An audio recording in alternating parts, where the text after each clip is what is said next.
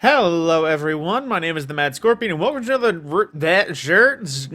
Alright, just getting right off the bat with the flub, a Xur recent update. Now, getting into it, there is actually a fair number of good things I would recommend for any sort of endgame build, including current metas. Now, going on with the start of Catalyst, we have the Skyburners Catalyst, which is kind of a useless one. It basically just gives it another stat buff like some of the original year one, the early year Catalysts. They were really just useful for a slight stat bump, so it's good if you want something for Skyburners to buff it up a little bit. However, in the end, it is something that could be missed if you have to prioritize. However, the next one with Rat King, basically, it makes it so that you have better aim assist and recoil, and you get health on triggering of invisibility, which I believe this also counts to be any sort of invisibility, as with that, it is just generally good for any Void Hunters or anybody else running an invisibility setup and would like a little bit of extra health on heal if you're actually specializing in the old Rat King pistol. With that, I would genuinely say this is a good one to get if you want to specialize a little bit for your endgame survivability. Speaking of which, the Hunter exotic currently available is the Assassin's Cowl, which makes it so that any powered melee kills or finishers will grant both invisibility and healing. So you kind of 1-2 punch all together if you use both. It's just nothing but invisibility and healing. Plus, there is a few extra little bits where finishers and final blows against the powerful targets will increase the duration and the amount of health and shields restored. This is essentially this exotic became a lot of endgame solo dungeon builds for hunters. So if you've been looking for something to help you out and we're looking for a slightly better role, this one isn't a half bad option. But then next is the Mark 44 Stand-Asides, which I have remembered them being useless but buffed recently. They grant you an overshield when you're sprinting at full health with any of the shoulder charge abilities, aka Seismic Strike, Hammer Strike, Shield Bash, and hits with the abilities recharge a portion of your melee energy, which to that extent, if you're using Seismic Strike on Arc, you might as well use Insurmountable Skull for it because that fully recharges and heals you. Stand-Asides have been one of those ones that it's like, it's useful, but there have been a dozen other things that could be more useful, so I wouldn't say it's one worth getting right now. Next is the Getaway Artists, which were still powerful with the launch of Prismatic. They had to be toned down after not being touched for like 5 years of Destiny. That math may not math, but at the same time, from the Season of the Drifter, it makes it so that you can convert an Arc Grenade into an Arc Soul that becomes amplified. The Arc Soul functions as an autonomous turret, and it is a charged up version. So the usual that you would get from your Arc Soul Rifts, this would be a more powerful version that it has longer bursts, as well as bursts faster. Now, it does specify Arc Grenade, but this can work essentially on, I believe, any sort of grenade when running Prismatic, hence its major uptick in use with the launch of the Prismatic system. Definitely recommend getting this one if it's for anything, just learning how it works and eventually getting a better role just in case. And as always, there is the class item, well I say always, but it's pretty random, there is the class items available for farming if you need something to just burn strange coins on and have nothing else you really need to get. In terms of our main offerings for currencies, we have an Ascendant Shard for 41 coins, a variety of enhancement cores for 7 and 17, Glimmer for 5 and 7, as well as Gambit engrams for 23 coins in case you just don't feel like Gambit but want some free loot. Next, though, however, going into the Strange Gear offers, we have some of the metas I mentioned before.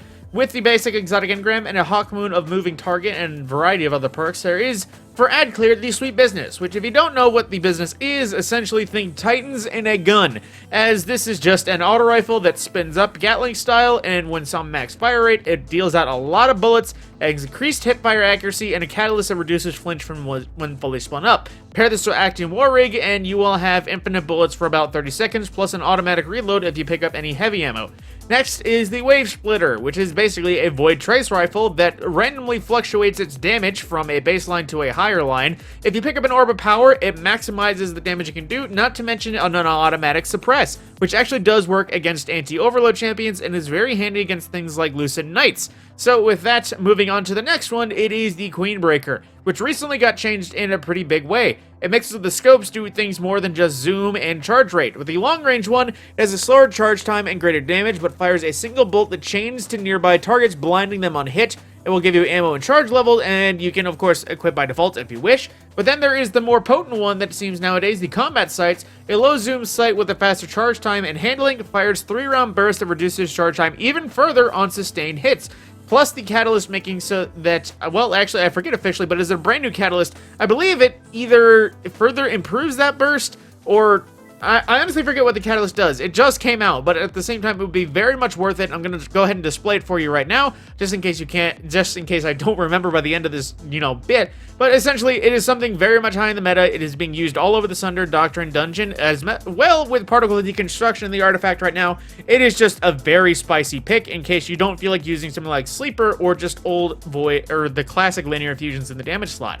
Next, however, for the Queenbreaker, it has the option between a hipfire grip for more accuracy while hip firing, or the quick draw for some fast handling speeds, and then the usual variety of just quick handling for a linear fusion rifle. And then, at that point, getting into the main weapons available, we have a arc precision frame hand cannon in Nature of the Beast from Season of Rivals, the No Reprieve slug frame stasis shotgun from Season of Plunder, which is a craftable one, the Far Future from Season of the Chosen, which is an adaptive solar sniper rifle, the Deadpan Delivery, a arc aggressive frame shotgun from Season of the Witch, the Temptations Hook, which is the old Season of Rivals version, even though there is also a version that just came out with Heresy, so I'd maybe advise getting a new one in case this isn't exactly the one you want. Then there is the Memory Interdict, which is a void adaptive frame grenade launcher, which is just pretty much a grenade launcher. There isn't much to say about it aside from the fact it's Season of the Splicer based.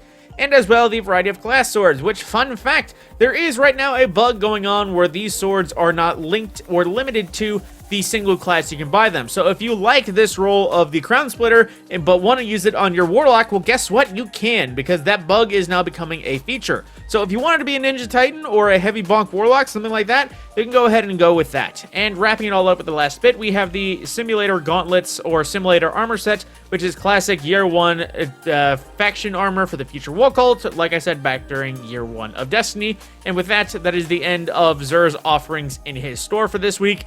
I hope you enjoyed. If you were really interested in anything on this list, go ahead and comment down below. Ask me if it's really worth it. I will give my 100% honest opinions on if there was something better to spend your coins on. With that, I will see you in the next video.